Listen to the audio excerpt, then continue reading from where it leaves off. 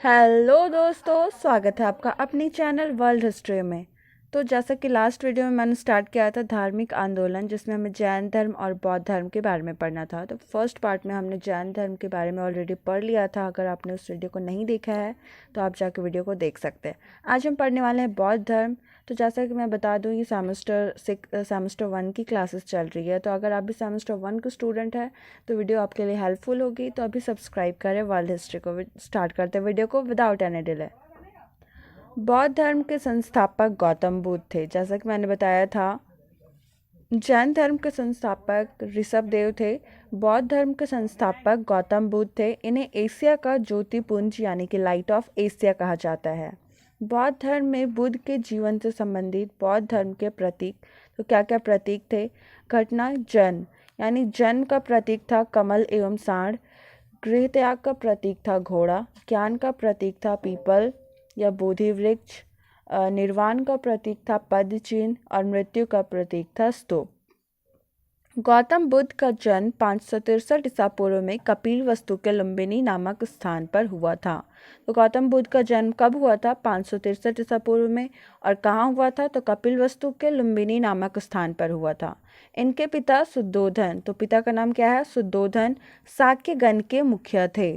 इनकी माता माया देवी की मृत्यु इनके जन्म के 7वें दिन ही हो गई थी। तो इनके माता का नाम क्या था? तो माया देवी। इनका लालन पालन सौतेली माँ प्रजापति गौतमी ने किया था। तो बहुत बार ऑप्शन में क्या होता है, बहुत बार क्वेश्चन आता है कि गौतम बुद्ध की माता का क्या नाम था। अगर उसमें ऑप्शन में आपको माया देवी मिलता है तो आप उस पर टिक करें, और अगर प्रजापति गौतमी मिलता है तो आप उसमें टिक करें। इनके बचपन का नाम सिद्धार्थ था। तो गौतम बुद्ध के बचपन का नाम क्या था? सिद्धार्थ था। गौतम बुद्ध का विवाह 16 वर्ष की अवस्था में यशोधरा के साथ हुआ।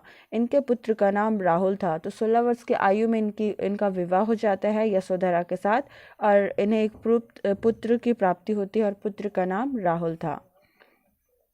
सिद्धार्थ जब कपिलवस्तु की सैर पर निकले तो उन्होंने निम्न 4 दृश्यों को क्रमशः देखा। तो एक दिन क्या होता है कि वे अपने राज्य में निकलते हैं सैर करने के लिए, कपिलवस्तु की सैर करने के लिए। तो उन्होंने 4 दृश्यों को देखा। तो वे 4 दृश्य कौन कौन से थे? सबसे पहले उन्हें एक बूढ़ा व्यक्ति दिखाई देता है, फिर एक बीमार व्यक्ति दिखाई देता है, फिर वे देखते हैं कि बहुत सारे लोग शव को ले जा रहे हैं, जहाँ बहुत सारे महिलाएं, बहुत औरतें, बच्चे रो रहे हैं। फिर एक सन्यासी को देखते हैं। तो इन सब को देखकर क्या होता है कि इन सब को देखकर उनका हृदय पूरा पिघल जाता है, और उसी समय वो निश्चय करते हैं एक सन्यासी बनने का। आपने कभी ना कभी तो पढ़ा ही होगा कोई बुक में, हिंदी बुक में अक्सर बहुत नीचे क्लासेस में ये कहानी होता था, और उसमें तो पढ़ा ही होगा कि कैसे वे आधी रात को अपने पुत्र और अपनी पत्नी को सोता हुआ छोड़कर वह जंगल की ओर चले जाते हैं।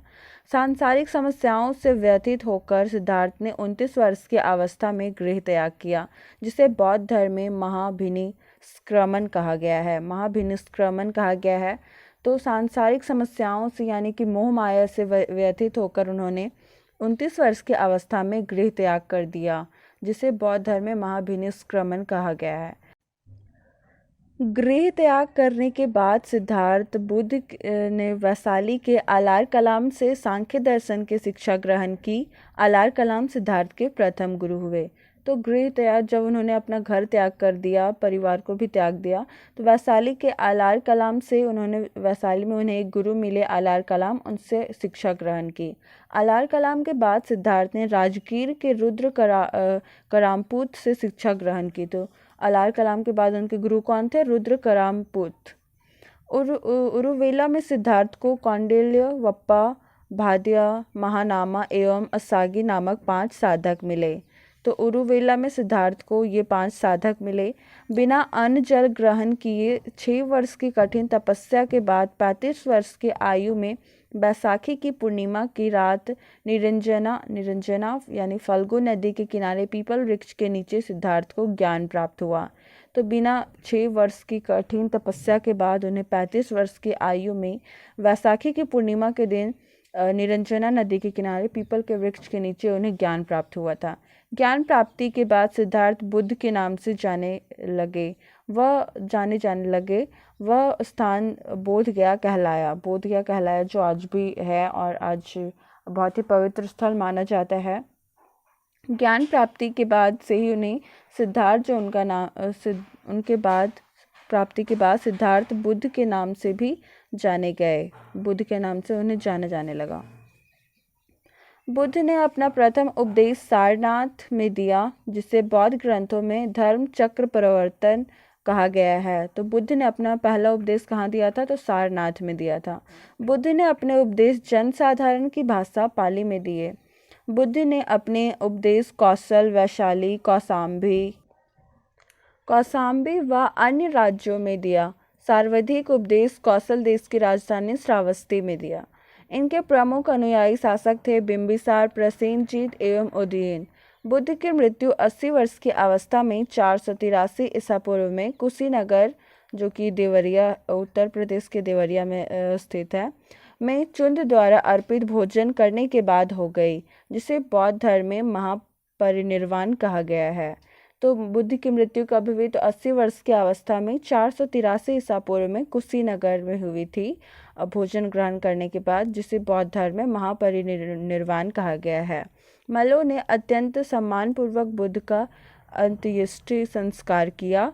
एक अनुश्रुति के अनुसार बुद्ध मृत्यु के बाद बुद्ध के शरीर के अवशेषों के 8 भागों में बांटकर उन पर 8 स्तूपों का निर्माण कराया गया है।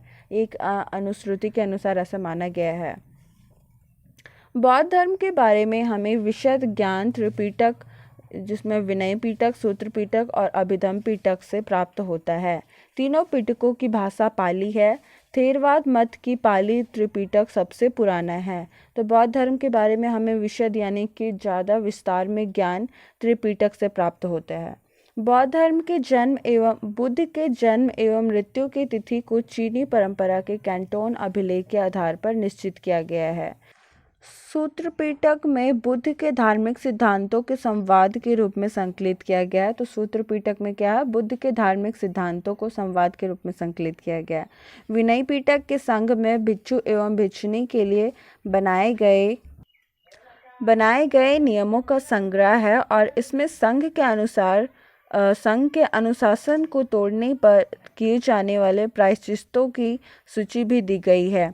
अभिधम पीठम में सूत्र पिटक में वर्णित सिद्धांतों के सुव्यवस्थित अनुशीलन के लिए आवश्यक सूचियों के सारांश तथा प्रश्नोत्तरी का समावेश किया गया है। तो त्रिपिटक, जिसमें विनय पिटक, अभिधम पिटक और सूत्र पिटक है, और ये तीनों में क्या क्या नियम कानून बनाए गए हैं उनका यहाँ जिक्र किया गया है। सूत्र पिटक के 5 निकाय हैं: दीर्घ, मध्यम, संयुक्त, अंगुत्तर, खुद्दक। बुद्ध के पूर्व जन्मों से जुड़ी जातक कथाएं खुद्दक निकाय के 15 पुस्तकों में से एक है। बौद्ध धर्म मूलतः अनिश्वरवादी है, इसमें आत्मा की परिकल्पना भी नहीं है। तो उसमें हमने देखा था जैन धर्म में आत्मा को ही सर्वोपरि माना गया है, उसमें वे ईश्वर पर भरोसा नहीं करते हैं। और बौद्ध धर्म मूलतः अनिश्वरवादी है, इसमें आत्मा की परिकल्पना भी नहीं है। बौद्ध धर्म में पुनर्जन्म की मान्यता है। तृष्णा को छिन्न हो जाने की अवस्था को ही बुद्ध ने निर्वाण कहा है। बुद्ध के अनुयायी 2 भागों में विभाजित थे, भिक्षुक और उपासक। तो बौद्ध धर्म के प्रचार के लिए जिन्होंने संन्यास ग्रहण किया था उन्हें भिक्षुक कहा जाता था, और गृहस्थ जीवन व्यतीत करते हुए जो बौद्ध धर्म को जिन्होंने अपनाया था उन्हें उपासक कहा जाता था। बौद्ध संघ में सम्मिलित होने के लिए न्यूनतम आयु 15 वर्ष थी। इससे छोटे बच्चे नहीं बौद्ध धर्म में सम्मिलित नहीं हो सकते थे। बौद्ध संघ में प्रविष्ट होने को उपसंपदा कहा जाता था, यानी कि बौद्ध धर्म में शामिल होना उसे उपसंपदा कहा जाता था। बौद्ध धर्म के त्रिरत्न हैं बुद्ध, धम्म एवं संघ। अब बौद्ध सभाएं कब कब हुई थी, कहाँ हुई थी, कौन अध्यक्ष थे, किसके शासनकाल में हुई थी? तो प्रथम बौद्ध संगीति का आयोजन 483 ईसा पूर्व में राजगीर में महाकश्यप के अध्यक्षता में अजातशत्रु के शासनकाल में हुआ था। द्वितीय बौद्ध संगीति का आयोजन 383 ईसा पूर्व में वैशाली में हुआ था। तो द्वितीय बौद्ध संगीति का आयोजन 383 ईसा पूर्व में वैशाली में समाकामी के अध्यक्षता में कालाशोक के शासनकाल में हुआ था। तृतीय बौद्ध संगीति का आयोजन 255 ईसा पूर्व में पाटलिपुत्र में मोगली मोगलीपुत्र के अध्यक्षता में अशोक के शासनकाल में हुआ था। और चतुर्थ बौद्ध संगीति का आयोजन ईस्वी की प्रथम शताब्दी में कुंडलवन में वसुमित्र की या अश्वघोष की अध्यक्षता में कनिष्क के शासनकाल में हुआ था। तो इस प्रकार देखते हैं कि चतुर्थ बौद्ध संगीति के बाद बौद्ध धर्म दो भागों में विभाजित हो गया था, हीनयान और महायान। बौद्ध धर्म के महायान संप्रदाय का आदर्श बोधिसत्व है। बोधिसत्व दूसरे के कल्याण को प्राथमिकता देते हुए अपने निर्वाण में विलंब करते हैं, यानी कि दूसरे के कल्याण को प्राथमिकता देते हैं, जिसे बोधिसत्व में शामिल किया गया है। हीनयान का आदर्श अहर्त पद को प्राप्त करना है। जो व्यक्ति अपनी साधना से निर्वाण की प्राप्ति करते हैं उन्हें ही अहर्त कहा जाता है, यानी कि अपनी कठिन तपस्या से शिक्षा ग्रहण कर निर्वाण प्राप्त करते हैं, उन्हें अहर्त कहा जाता है। अगर आपने बचपन में या किसी भी बुक में, अपने हिंदी बुक या कहीं भी अगर बौद्ध के बारे में, भगवान बुद्ध के बारे में पढ़ा होगा तो उनके अष्टांग मार्गों के बारे में अवश्य पढ़ा होगा। जहाँ तक मुझे याद है मैंने भी पढ़ा था। और ये अष्टांग मार्ग जो उन्होंने लिखा था कि जीवन में अगर सफल होना है या फिर आपको निर्वाण प्राप्त करना है तो इन चीज़ों का पालन करें, आपको अवश्य ही मोक्ष की प्राप्ति होगी। तो उन्होंने क्या कहा कि बुद्ध ने सांसारिक दुखों के संबंध में 4 आर्य सत्यों का उपदेश दिया था, और ये है दुख समुदाय, दुख निरोध और दुख निरोधगामिनी। तो इनका उन्होंने उपदेश दिया था। इसके अलावा उन्होंने अपने अष्टांग मार्ग में कहा था कि अगर मनुष्य को सांसारिक दुखों से मुक्ति पाना है, अपने मोह माया से मुक्ति पाना है, तो उन्हें इन साधनों का पालन अपने जीवन में करना चाहिए। तो वे कौन कौन से अष्टांग मार्ग हैं? तो पहला है सम्यक दृष्टि, दूसरा है सम्यक संकल्प, तीसरा है सम्यक वाणी, चौथा है सम्यक कर्मांत, पांचवा है सम्यक आजीव, सम्यक व्यायाम, सातवां है सम्यक स्मृति और आठवां है सम्यक समाधि। तो इन अष्टांग मार्गों पर चलकर कोई भी व्यक्ति मोक्ष की प्राप्ति कर सकता है। इसके अलावा महात्मा बुद्ध ने धर्म को ही परम लक्ष्य माना था, जिसका निर्वाण बुद्ध धर्म का परम लक्ष्य है, जिसका अर्थ है दीपक का बुझ जाना, अर्थात जीवन मरण चक्र से मुक्ति हो जाना। तो निर्वाण को ही महात्मा बुद्ध जो है वो परम लक्ष्य मानते हैं कि आपको अगर मोक्ष की प्राप्ति करना है तो जीवन मरण के चक्र से मुक्ति पाना होगा, और इसके लिए अष्टांग मार्ग पर चलना बहुत ही आवश्यक है। तभी आप क्या कर सकते हैं? मोक्ष की प्राप्ति कर सकते हैं। बुद्ध ने निर्वाण प्राप्ति को सरल बनाने के लिए 10 शीलों पर बल दिया, यानी कि 10 उपदेश दिए कि आप इन चीज़ों का पालन करिए, तब आपको आसानी से मोक्ष की प्राप्ति हो सकती है।